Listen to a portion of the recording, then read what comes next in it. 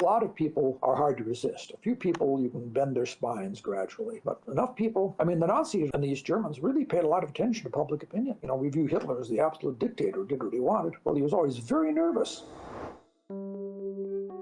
Both systems gradually pressed people to make little compromises, and then little bigger compromises, and then still bigger compromises, but it happened gradually enough so that people hardly realized what was happening. You know, there's no harm in giving way here. This is just a little thing, and this isn't very big, and so forth. On an individual basis, unless he has a lot of power, like Elon Musk, you know, can't dramatically change things. But if enough people don't let their spines get bent, if enough people try to maintain basic integrity, if enough people say, well, you know, I disagree with this, I can't follow that. But one person gets swept away, two people get swept away by the flood. If millions and millions, you know, as I said, Trump got about half the vote. Well, if the other half, plus the ones who voted for him because they didn't like the other candidate very much, begin to show some background and stiffening, that's probably the best solution. Now, I'm not optimistic about that happening. A lot of people are hard to resist. A few people, you can bend their spines gradually. But enough people, I mean, the Nazis and the East Germans really paid a lot of attention to public opinion. You know, we view Hitler as the absolute dictator who did what he wanted. Well, he was always very nervous. I mean, for instance, well, just one example, during the war, he was very reluctant to incorporate women into the workforce because he thought Germans think women's place is in the home, and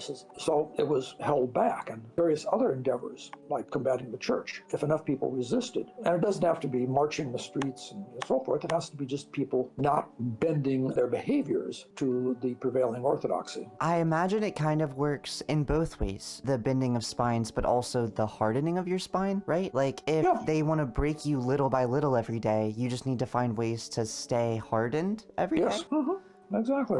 You mentioned Hitler fearing to kind of bring women into the workplace, and I read a book one time called Male Fantasies by a German sociologist about gender roles in Germany, and it sounds like the German mindset was very, men should be out protecting Germany to fight for the fatherland, and then the women should be at home raising these children. You also alluded earlier to how a lot of policy decisions were kind of the people of Germany pushing Hitler forward. How much of Nazi action was a government trying to pander to an increasingly hateful population versus increasingly hateful people running a population versus the counterplay into each other? It isn't that necessarily the people were pushing Hitler to go in this direction, but Hitler was looking at where he thought people wanted to go and then marching out in front saying, okay, let's go this way, knowing that that's the way they wanted to go. So, for instance, a lot of the things the Nazis did were really very, very popular. You know, he had some impact in reduced unemployment in Germany was awful, worse than here. And, you know, the Nazis did some things that within a few years, now a lot of it was economic smoke and mirrors, but it worked for a while. And so, you know, the economy seemed to improve fairly dramatically. You had Hitler's territorial conquests. I mean, the Germans had felt stabbed in the back, many of them, to use that phrase, inaccurate, but a lot of Germans believed it. And so, you know, Hitler takes over the Rhineland, he takes over Austria, and